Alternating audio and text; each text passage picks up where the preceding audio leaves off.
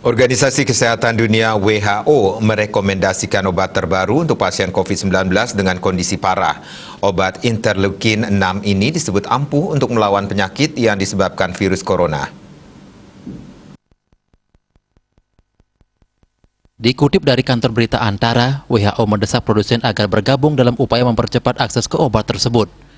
WHO menyebutkan bahwa langkah tersebut berdasarkan pada temuan dari meta-analisis prospektif dan jaringan hidup yang dipelopori oleh WHO, analisis obat-obatan terbesar hingga saat ini.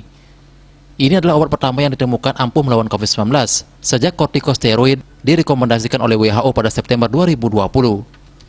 Pasien COVID-19 parah atau kritis kerap mengalami reaksi berlebihan dari sistem kekebalan tubuh yang dapat membahayakan sekali kesehatan pasien. Obat interleukin 6, tocilizumab, dan sarilam bertindak untuk menekan reaksi berlebihan ini.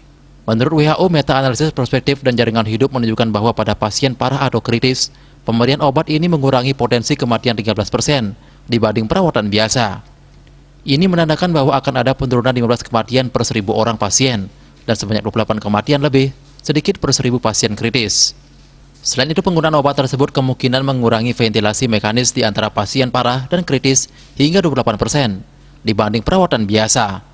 Hal ini mengartikan bahwa 23 pasien lebih sedikit dari 1.000 pasien yang membutuhkan ventilasi mekanis.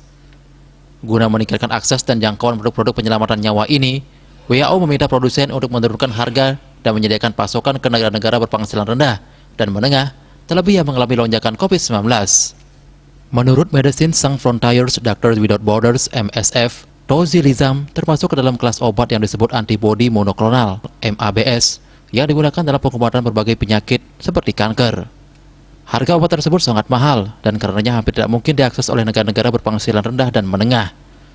Obat MAB lainnya yang direkomendasikan oleh WHO saat ini, sarilam, berada di bawah pelindungan paten yang luas secara global, sehingga menimbulkan tantangan untuk memastikan bahwa produksi dan pasokan tidak terganggu.